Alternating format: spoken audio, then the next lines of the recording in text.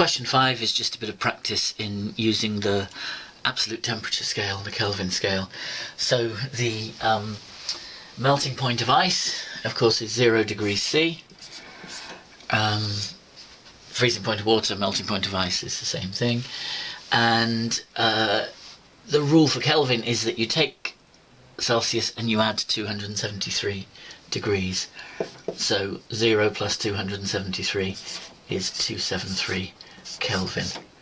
Okay, you don't write a degrees sign for Kelvin, it's just 273K.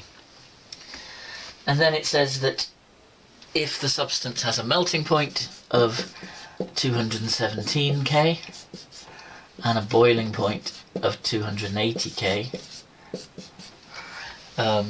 what state will it be in at room temperature?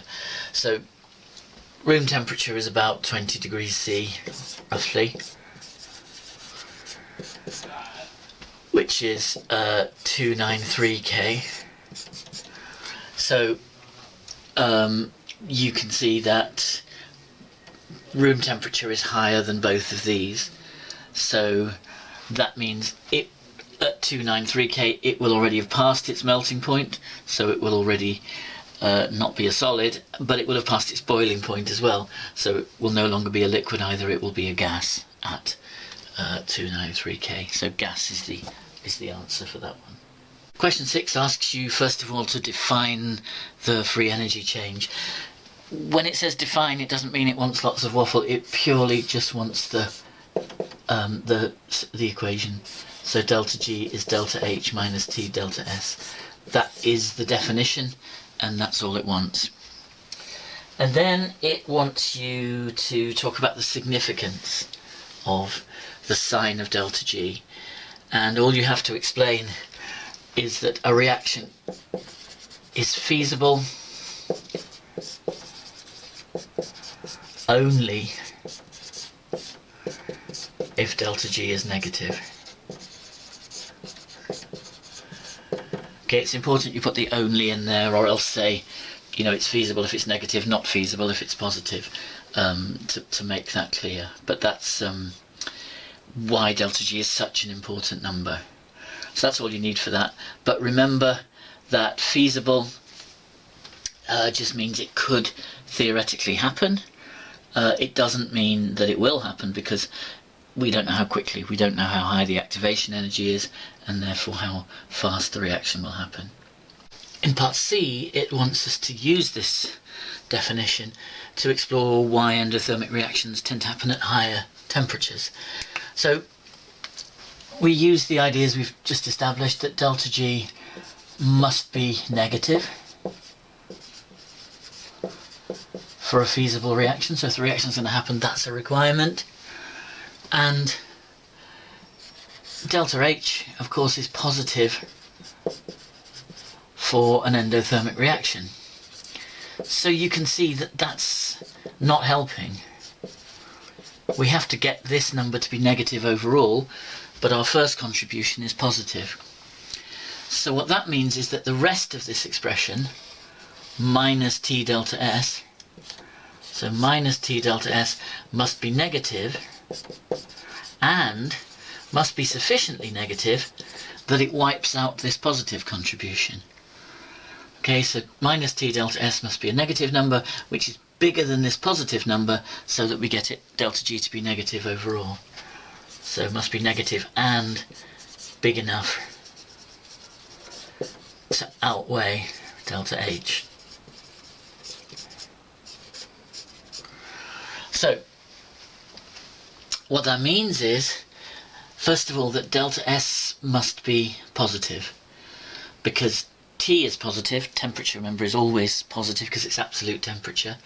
So if T must be positive, then so must delta S be positive, so that minus T delta S will be negative overall.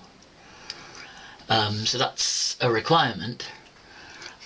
But although that will get the sign right, it won't guarantee that it will outweigh delta H. So delta G could be still a positive number. But what you can see is that the bigger T gets, in other words, the higher the temperature, the bigger T delta S will be, and therefore the more negative minus T delta S will be. And that's the key idea. Okay, so we can sort of write that down, I guess, that as T increases, minus T delta S becomes more negative.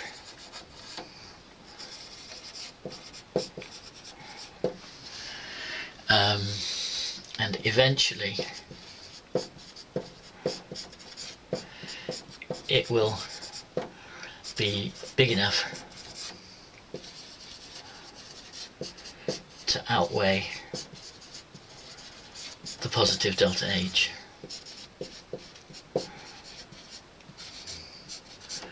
So there will in fact be a cut-off temperature, a minimum value of T that you have to reach in order for this term to be sufficiently negative that it outweighs the positive delta H, and only at that temperature and above will the reaction be feasible.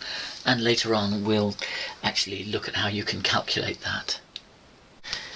Question 7 gives us this information and then asks us to explain what this tells us about delta H.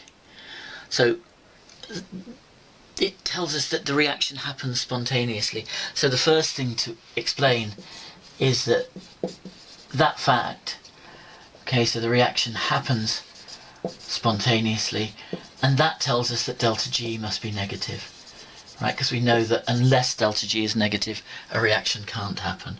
So reaction happens spontaneously means that delta G is negative. So we need to spell that out first of all.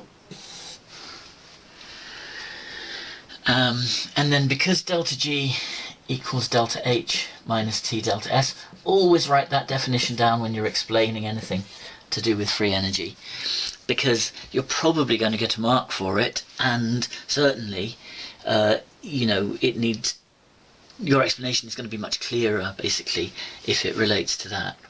So in this case we can see that this is negative, this is positive, so we can conclude that minus T delta S must be negative, sufficient to outweigh the positive delta H. Okay, because we know the answer overall, delta G, is negative, otherwise the reaction wouldn't happen. So this negative term must be bigger than that positive term. So what we can therefore conclude is that because T must be positive, because it's absolute temperature, you can't have a negative value of absolute temperature. So T must be positive, so delta S must be positive.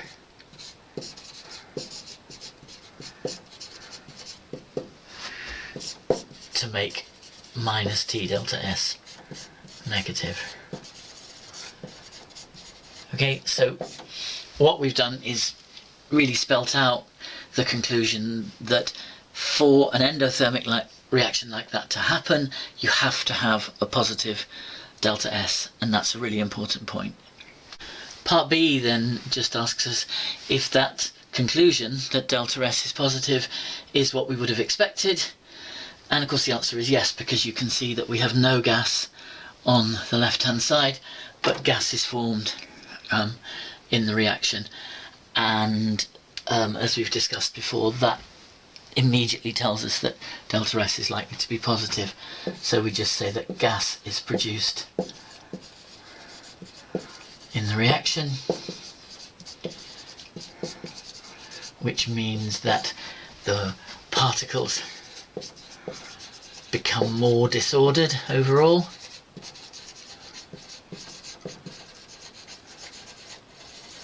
And always use that word disorder when you're explaining things to do with entropy, which means that a positive delta S is indeed expected.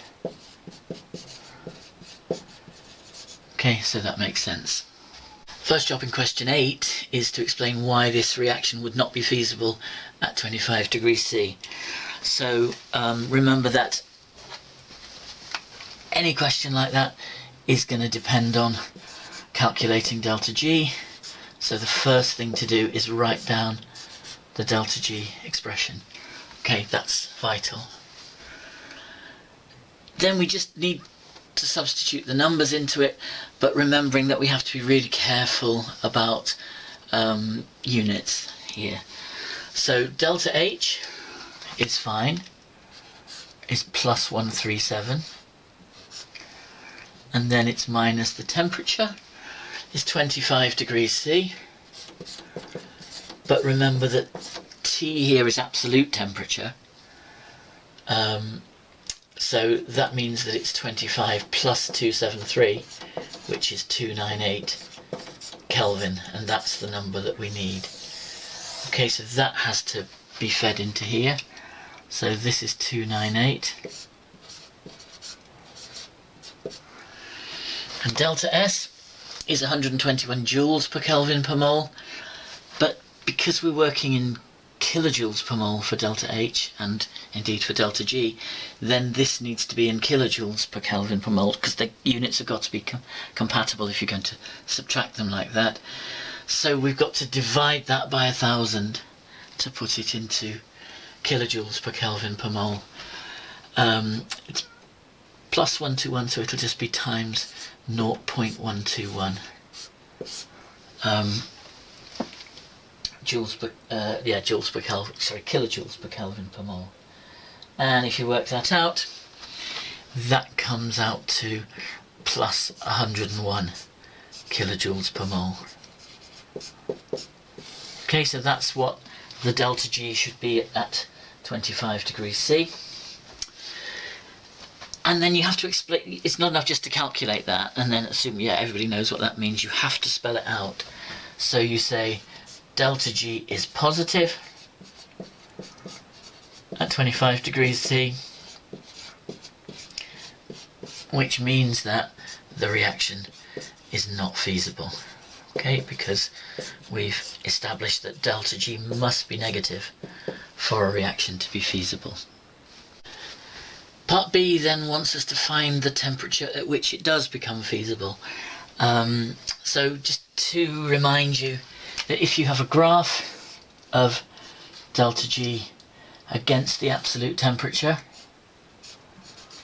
okay, where this is 0 Kelvin along there, and this is a delta G of 0 there, at 0 Kelvin, when T is 0, remember that delta G is delta H minus T delta S. So if T is 0, that whole term vanishes, so delta G is equal to delta H, and therefore at absolute 0 we can say, right, that's plus 137 there, that's the value of delta G when T is 0, because that term vanishes. But as the temperature increases, this term becomes non-zero, and because it's negative, right, minus T delta S is a negative term overall, so as you add that on to the positive delta S, the value becomes less positive, and eventually will become negative, and then of course the reaction becomes feasible. So this is the temperature we're looking for, T minimum, which is the lowest temperature at which the reaction is feasible.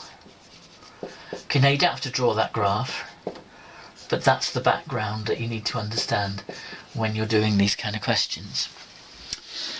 What you do need to be able to do is to rearrange this expression to figure out what T minimum is. So the key is to say that that equals 0 when T is equal to T min, right? Because that's what you can see on the graph. T min is the temperature at which delta G goes from being positive to being negative, and so at that instant it equals 0. So we've got delta H minus T delta S is 0, so we can just emphasize that here. And rearranging that, we get delta H is equal to T delta S. And this of course is T minimum. Let's just make that clear, that this is only true at T minimum. Okay, so delta H is equal to T minimum times delta S. And therefore, again, a simple rearrangement, just sliding delta S over to that side, we get delta H divided by delta S is equal to T minimum.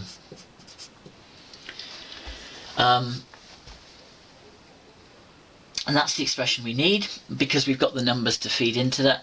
Once again, we just have to be really careful about the units. So delta H we've got is plus 137 kilojoules per mole. And because that's in kilojoules per mole, delta S has to be in kilojoules per Kelvin per mole. And again, it's not at the moment, so we have to divide that by 1,000 as we did before and get plus 0.121 for delta S, so that they're incompatible units. And if we crunch those numbers, we get 1132 Kelvin. And that will do as an answer because it didn't specify what unit, so you could leave it as that. But if it wanted degrees C, we could say that that's equal to 1132 minus 273, which is 859 degrees C. So always check the question. It didn't specify units, so you didn't need to do that last bit, but quite often it does, so make sure you know how to do it. So this reaction doesn't happen at low temperature, as we already established, but if you heat it up hotter and hotter, then eventually it becomes feasible above about 859 degrees C. Now part C is a question you really have to think a bit carefully about, and not jump too quickly to conclusions, because it's asking you about hydrogenation of alkenes. In other words, it's asking you about reactions which are typified by the reverse of that reaction. Okay, so what we've deduced is that dehydrogenation, which means removing hydrogen of alkanes, occurs only at high temperature. Okay, that's what we worked out in part B. So that's equivalent to saying that the reverse reaction, hydrogenation of alkenes, okay, which is just going that way because that's an alkene and you're adding hydrogen to it, must therefore occur only at lower temperatures.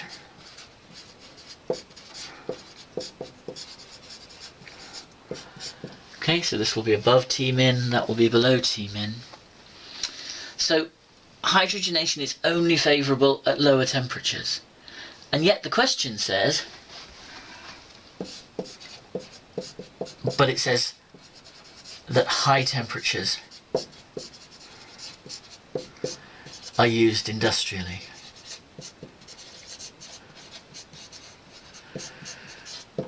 So the reason for that high temperature has not got to do with the feasibility of reaction, because that would predict that you would be fine at room temperature. So, as always with industrial processes, there are the two issues. It could be to do with equilibrium, which is related to feasibility, but that doesn't give you the explanation, so the other thing is rate of reaction. And of course, high temperatures are associated with faster rates of reaction. So the answer to the question is that the high temperatures, so the high temperature is needed to achieve a sufficiently fast reaction.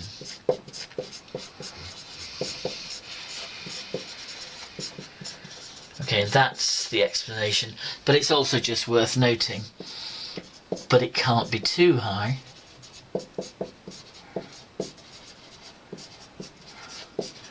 Otherwise, the reaction would not, would no longer be feasible.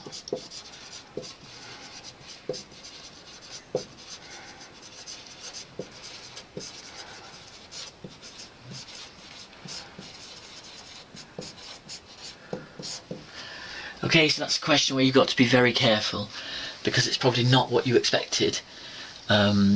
given that we've just been doing all this stuff about feasibility, and you think, yeah, the feasibility argument doesn't make sense there, but that's because it's not the only story in town. You've got to think about the rate of reaction as well, and that's what was the key thing there.